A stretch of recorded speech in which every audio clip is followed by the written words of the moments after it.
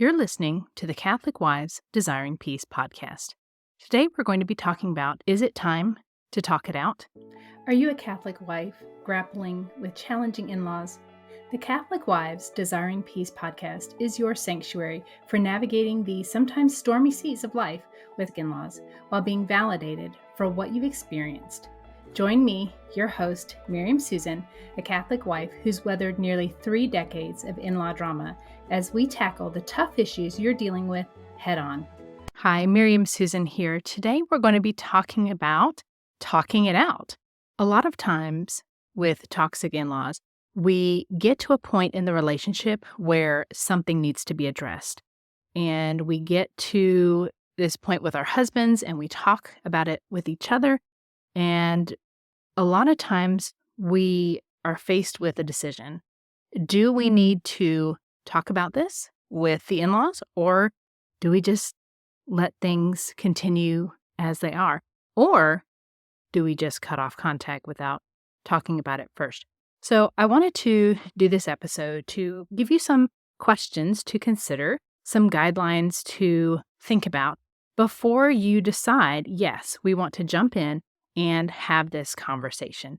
And I've created a decision tree for you that is for free. If you go to desiringpeace.com/podcast, you can sign up to get the transcript of this podcast. And on that page, there is a members area. It's a private members area only for podcast listeners. You can go in there, and for this episode, you can find the decision tree. And if you don't know what a decision tree is, it's one of those things like, here's a question, yes or no. And if you say yes, then there's another question and yes or no. And you kind of go down.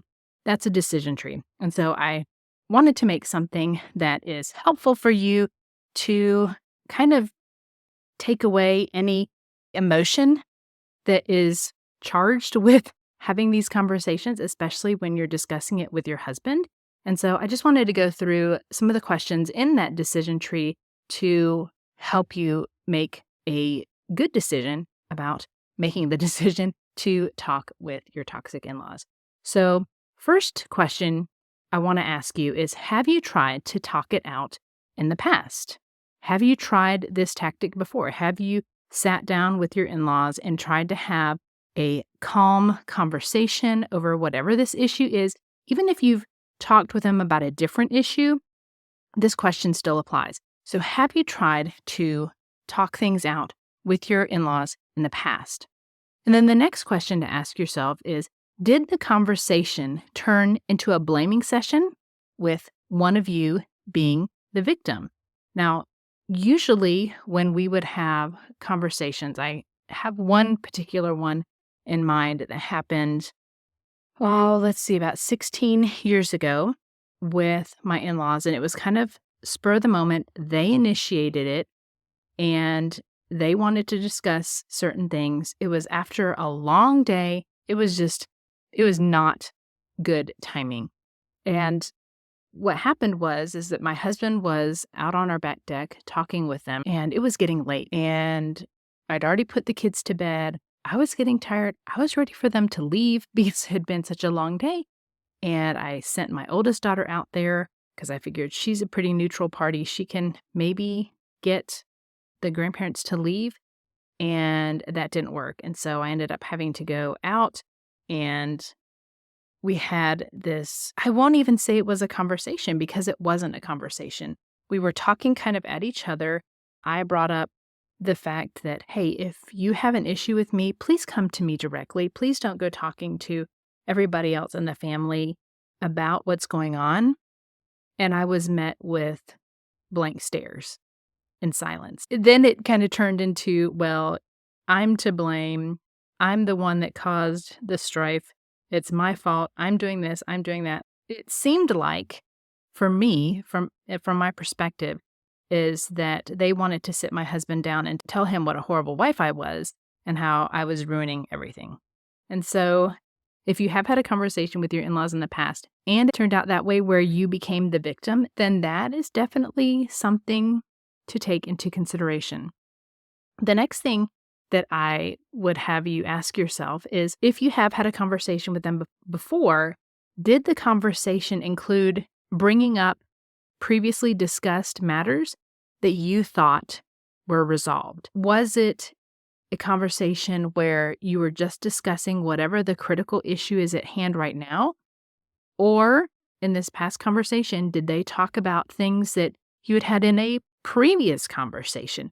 Things that you thought you had discussed, you had come to an agreement on, you thought were over and done with, or are they dredging up the past? Toxic people love dredging up the past as much as they possibly can, because then it takes the focus off of them and gets you kind of distracted in the conversation from whatever the pressing issue is right now. So do think about that. If you've had a conversation before, were you rehashing things that you have hashed out before in the past? Then the next question, after the conversation, do you feel like it worked? Do you feel like you both walked away feeling that whatever issue was brought up had been resolved? It needs to be both parties that feel like the conversation was productive. What's the point in having another conversation if the last time one of you was unhappy with how it ended? Okay. And it's okay if both of you feel like it worked at the time and then later on issues come up again. I have another question that deals with that. But think about that. Do you both walk away feeling at peace? Do you hug afterwards, or whatever kind of gestures of kindness that you would show towards each other, a gesture of love, of peace? What did you do after the fact? Or did you kind of walk away feeling like you just got steamrolled? Or did your husband feel like he walked away and was just beat up? Does he feel like he's been punched in the gut? Those are important things to ask yourself if you're considering another talk with your in-laws. Here's another question for you. Did you see a change in behavior afterwards? Or did you see the same patterns come back that you had the conversation about in the first place, even if it's weeks or months later? So the purpose of these conversations, number one, you need to have a goal for the conversation. Please do not go into these conversations without having some kind of goal in mind. Like, okay, we're going to address the fact that my father-in-law continually gives and presents food to our child that is unacceptable. We can't have this child eat it. Whatever it is, if it's because of allergies, if it's because that's just your personal preference, maybe it's a reaction that your child has to that food. Like, I know a lot of kids have reactions to certain food dyes and you want to avoid it. Okay, so you have a conversation about it, your in-laws agree, and then weeks later, your father-in-law is doing the same thing. He's feeding your kid M&Ms, he's feeding your kid Cheetos, or whatever. Keep that in the back of your mind. Did the same behavior that you were talking about and you thought you had addressed come back weeks or months later? That is an indication that perhaps they were trying to placate you for a while, because maybe you have in the past made not a threat, but a threat that if you don't honor our request to not feed our children this kinds of food, we're not going to be coming over for meals anymore, or we're not going to be having meals with you anymore.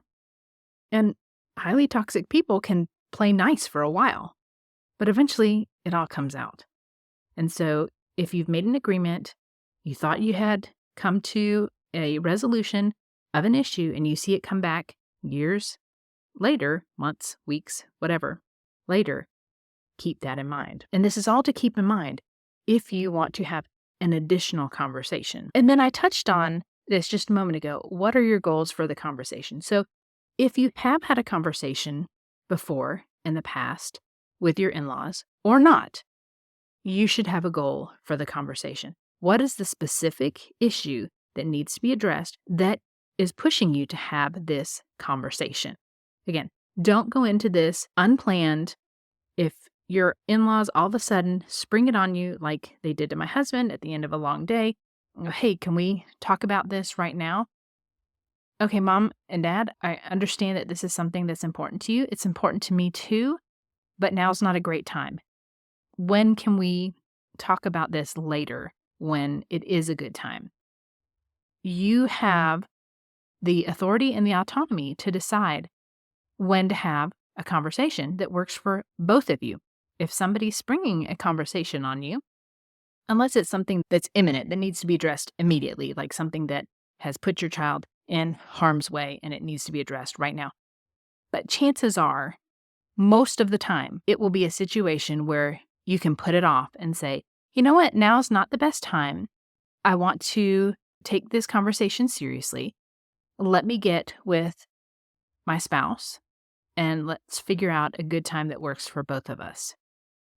That will give you the opportunity to sit down with your husband together and come up with a goal for the conversation. Again, you want to be clear on what you're going to be discussing. That way, you can have some talking points and keep yourselves on track so it doesn't turn into, a multiple hour-long conversation. These conversations don't need to be that long. If you are talking with someone who is willing to change, then chances are the conversation can be pretty short. I remember having a conversation with my parents very early on in our parenting journey with our oldest daughter, and they made some accusations of my husband, and they wanted to talk to me about it. And we sat down and we kind of hashed it out, and they brought up their concerns. I told them that they were unfounded, that they were just seeing a little snippet of our lives together and not seeing what goes on every day, day in and day out at our house. And I don't think the conversation lasted more than 15, 20 minutes. And that was it. And it was done. And that issue didn't come up again. So definitely having a goal for the conversation is important. And then whether you've had a conversation or not in the past with your in-laws, think about this question. What if things turn ugly? What is your plan to de-escalate or end the conversation? Now, when you start getting into the blame game, that's a good time to de-escalate it. If it, for any reason at all, it starts to become physical, absolutely end the conversation and as best a way possible, as quick as you possibly can, and get you and your husband into a safer environment. Things can get tense, but that doesn't mean that they need to turn ugly. If it starts to become a shouting match, if it starts to become a blame game, well, you always do this or you never do that. It's important to think about those things ahead of time. And you and your husband know your in-laws pretty well, I would assume. At least your husband should. And he will have a sense as to how they will react to whatever the conversation is. He would know if maybe one of his parents is going to do the silent treatment, or one of them is going to start crying, or one of them is going to start shouting, or they're going to start turning the blame and throwing everything back in your face that you are talking about. And you need to have a plan for how you're going to get out of that. Because number one, when everybody starts getting super emotional and yelling and tempers start to flare, no progress is being made. I can guarantee you that. No progress. No progress that will result in positive change will happen. So, and this is just kind of basic conversation psychology, right? If you are talking with somebody and all of a sudden they start to get angry, it's like their brain kind of shuts down. They get tunnel vision and they're going to focus on whatever it is to either punish you or to make themselves out to be the good guy or any number of things. The point being, if things escalate, you need to find a way to de-escalate or just get out of the conversation. So some things you can say is, you know what, I can see that we're not making the progress that either of us hope to make in this conversation, so let's table it and let's come back and talk about it at another time. You can also say, Mom or Dad, I see that you're getting upset. I don't want to upset you. That was not our intention to upset you. So maybe we can regroup and come back at another time. Those are some gentle ways to de-escalate a conversation that has gotten a little more heated than you would like. Here's something that a lot of us don't consider when we are thinking about having a conversation with our in-laws, and it's this. What if things get worse with your in-laws, with the relationship, instead of getting better? What will you do then? A lot of times, these conversations have long-lasting implications in a negative way. We go into these conversations thinking that we'll just sit down, we'll talk, we'll work things out, we'll come to a compromise, we'll hug, and everything will be good or better. But it doesn't always work out that way. Sometimes things are brought up, and this is something that we experienced ourselves with conversations with my in-laws, is they would ask us point blank, well, what have we done wrong? What do you want us to change? What's the problem? And we would list out these things.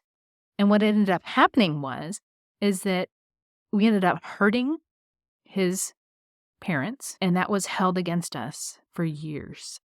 I'm talking years, sometimes more than a decade, for specific things.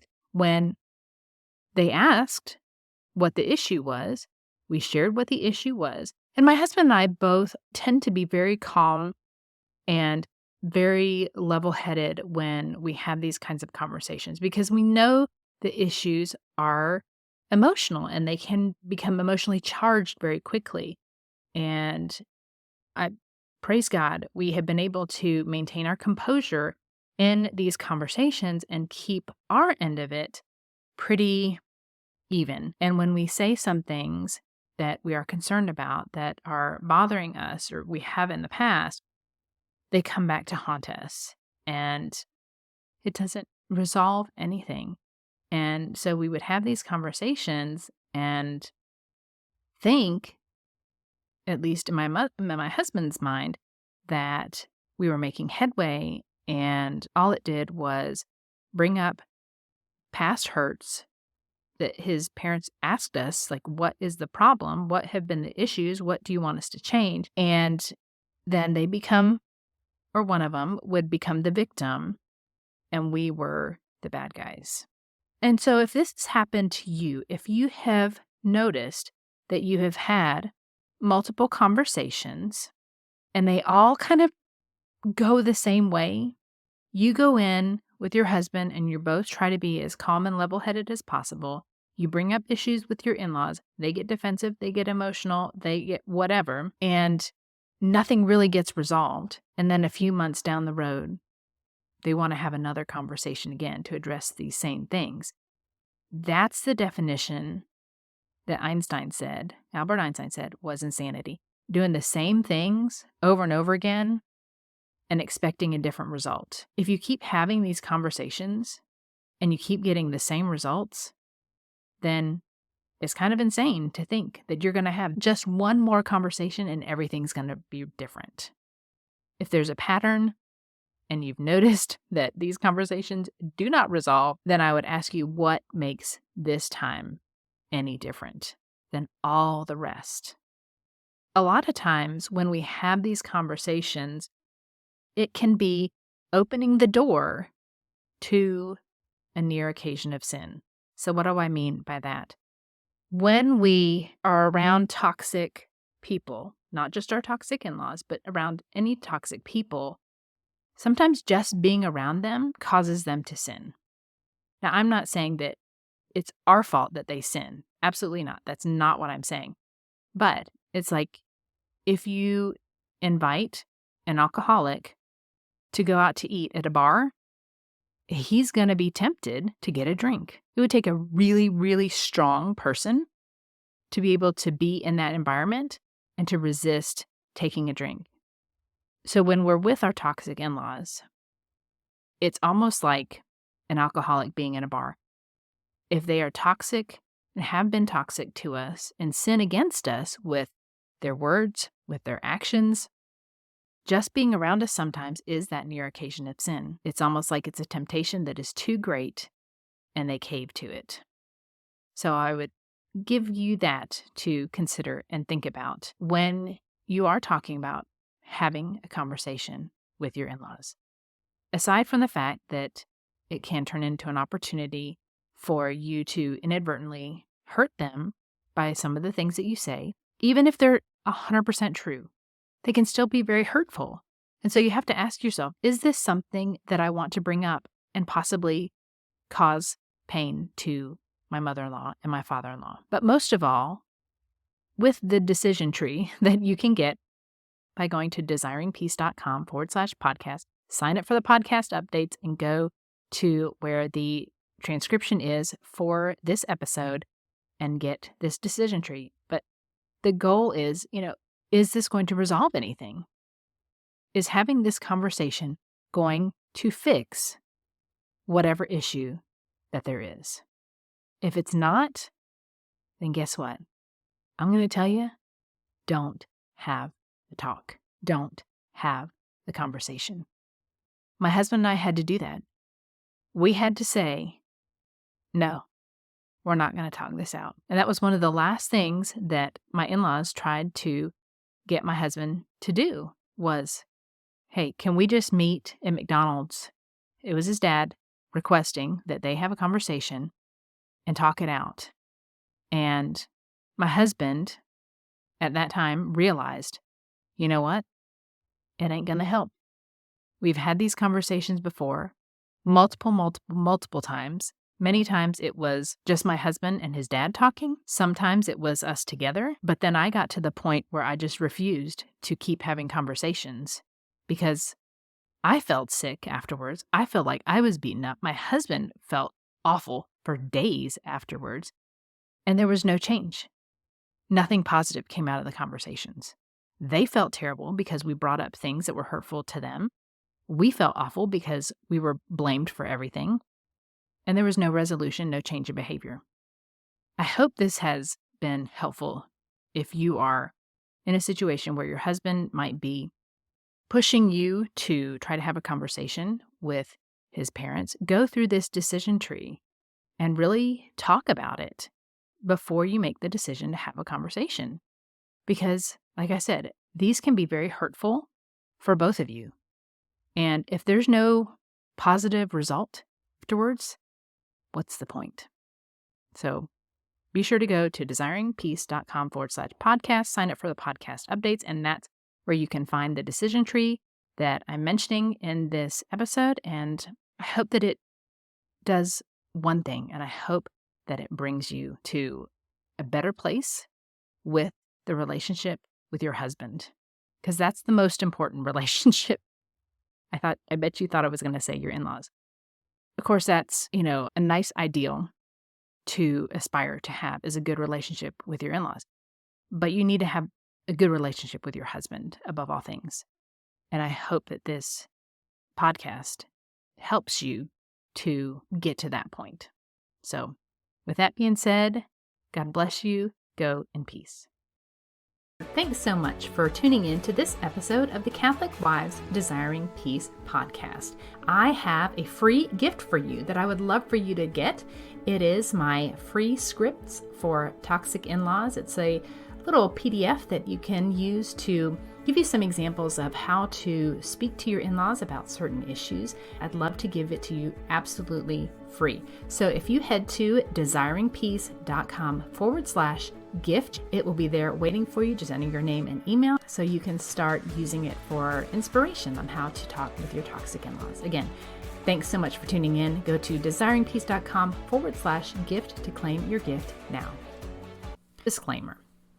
All content and information on this podcast and our website, including our programs, products, and or services, is for information and educational purposes only and does not constitute professional medical, psychiatric, or mental health advice of any kind, and does not establish any kind of professional client relationship by your listening to this podcast or use of my website. A professional client relationship with you is only formed after we have expressly entered into a written agreement with you that you have signed, including our fee structure and other terms to work with you in a specific matter. Although we strive to provide accurate general information, the information presented here is not a substitute for any kind of professional advice, and you should not rely solely on this information. Always consult a professional in the area for your particular needs and circumstances prior to making any professional, medical, or mental health related decisions.